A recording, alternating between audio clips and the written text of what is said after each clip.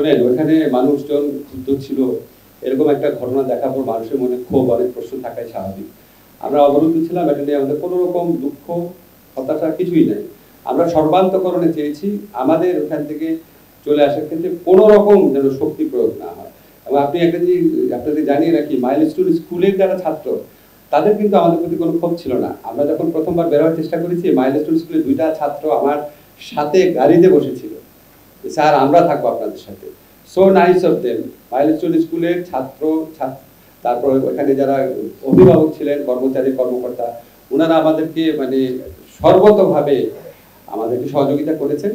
আর কিছু মানুষ উত্তেজিত থাকবে, কিছু মানুষের ক্ষোভ বেশি থাকবে, কিছু মানুষ আপনার ঠিক মতো ক্ষোভ প্রকাশ করবে না, এটা এরকম একটা ঘটনা ঘটতে পারে। এটা আমরা খুব বড় চোখে দেখছি না। ভাই, স্কুলটা কবে প্রতিষ্ঠিত হয়েছে, ঠিক না?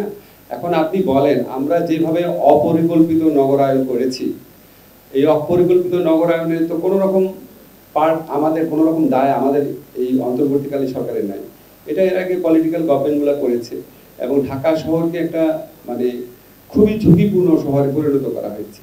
আপনার কি একটা অনেস্টলি একটা কথা বলি, আমার মাঝে মাঝে মনে হয় যে এইরকম যেভাবে আমরা শহর গড়ে তুলেছি, সেখানে আমরা যত দুঃখ পাই, যত কষ্ট পাই, মানে বিমান দুর্ঘটনা না হোক, যে কোনো ধরনের দুর্ঘটনা তো ঘটেই চলেছে।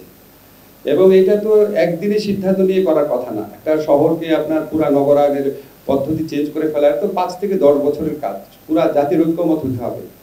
ওখান থেকে আপনি একটা স্কুল সরাবেন, আরো অনেক স্থাপনা আছে, এটা তো খুব সোজা কাজ না। এটা তো আমরা ভাবছি, কিন্তু এটা আমি মনে করি এটা যারা রাজনৈতিক সরকার থাকে, তারা দীর্ঘ সময়ের জন্য ক্ষমতায় থাকে, তাদের এই ব্যাপারে মানে খুব সুদূর প্রসারী পদক্ষেপ নেওয়ার স্কোপ রয়েছে।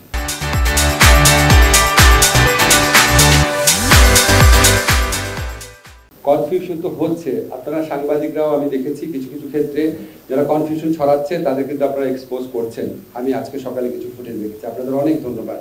দেখেন, এরকম একটা এত শোক সম্পৃক্ত একটা পরিস্থিতি, আমাদের সবার হৃদয় ভেঙে যাওয়া পরিস্থিতি, সবাই মানে কেউ নিতে পারছে না এই ঘটনা। এর মধ্যে যারা না জেনে দায়িত্বহীনভাবে গুজব রটায়, এর চেয়ে বড় অপরাধ তার হতে পারে না। তো আমরা খুব টলারেন্ট সরকার, আমরা সবসময় আপনার কোনো ক্ষেত্রেই যতটা পারা যায় সহনশীলতা বজায় রাখার চেষ্টা করি। বাট সবাইকে বুঝতে হবে যে আপনি যদি এখানে গুজব ছড়ান, এটা কত বড় ক্রিমিনাল অফেন্স হচ্ছে। আপনি অ্যাবসলিউটলি শিওর থাকলে সরকারকে জানান। আর আমরা তো ওইখানে একদম ওইখানেই তথ্য কেন্দ্র স্থাপন করেছি, ওইখানে তথ্য কেন্দ্র স্থাপন করে আমাদের নিয়মিতভাবে আপডেট দেওয়া হচ্ছে। নিহতদের পরিবারের পক্ষ থেকে কিছু বলা হচ্ছে না, স্কুল অথরিটি কিছু বলছে না। আজকে একটা ফুটেজ দেখলাম, অন্য কোন স্কুল থেকে এসে একটা ক্লাস 9-এর মেয়ে বলছে ক্লাস 3-র মেয়ে বলে তার ফ্রেন্ড সেখানে আহত হয়েছে। মানে উদ্ভট সব ঘটনা। এটা আপনারা ভাই, এখানে মিডিয়া স্বাধীন আছে, শক্তিশালী আছে, আপনারা এই গুজব সৃষ্টিকারীদেরকে প্রতিরোধ করেন।